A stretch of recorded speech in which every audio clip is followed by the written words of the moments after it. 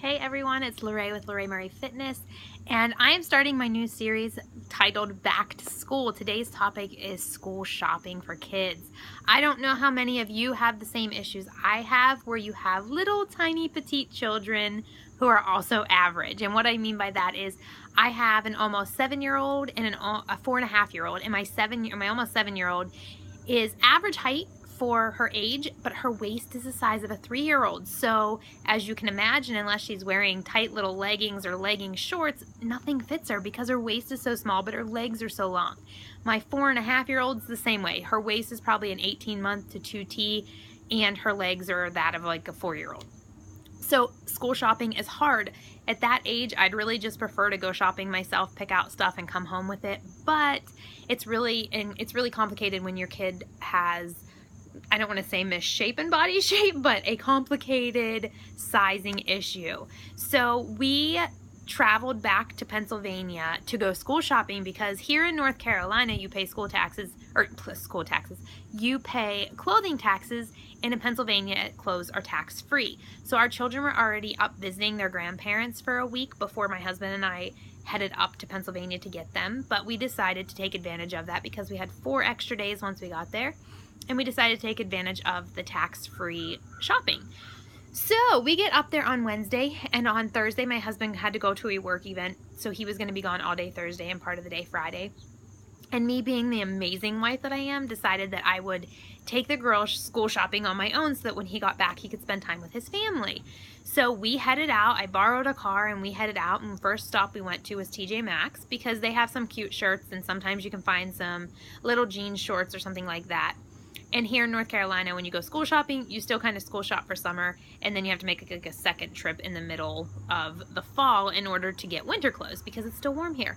And if you're like me, you let your kids wear like the old clothes during the summer so they don't ruin it, and then you buy them new clothes for this year and the following year.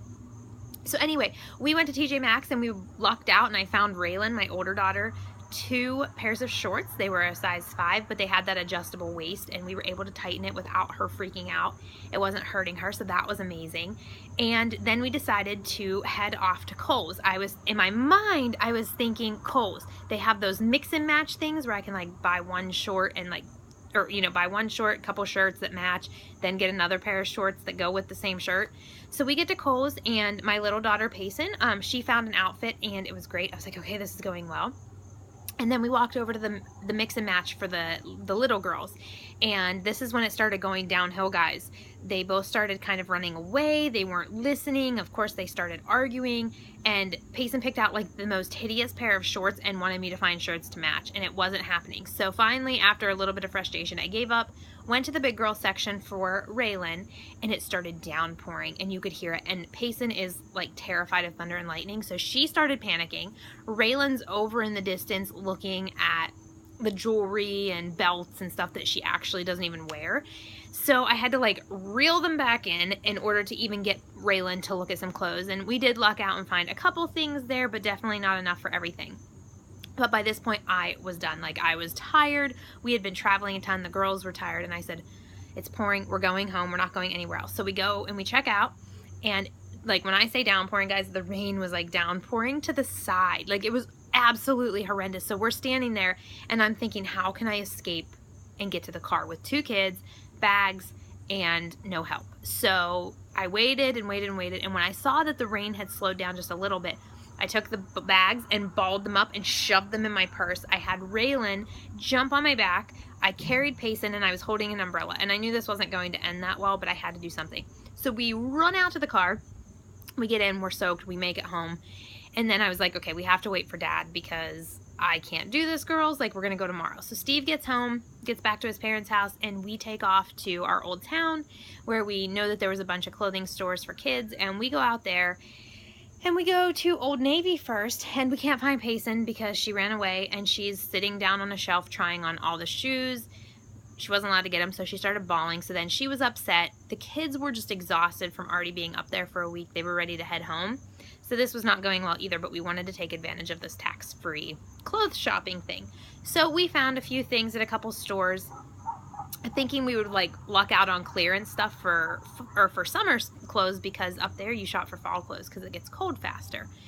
not really any success, a couple things, but nothing major. And we're like, okay, we're gonna head to Target and see what's there, because I know at least there would be some t-shirts, maybe a couple dresses. So we get to Target.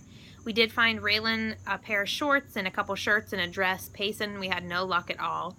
But we got out of there, and there's another TJ Maxx, a different one that's right beside there. And I said, Steve, I'm going to run in and just see if they happen to have any more jean shorts, because the issue is Raylan really likes the leggings, but she's getting kind of older, and unless she wears long shirts, they're not really kind of appropriate anymore because she's just getting big.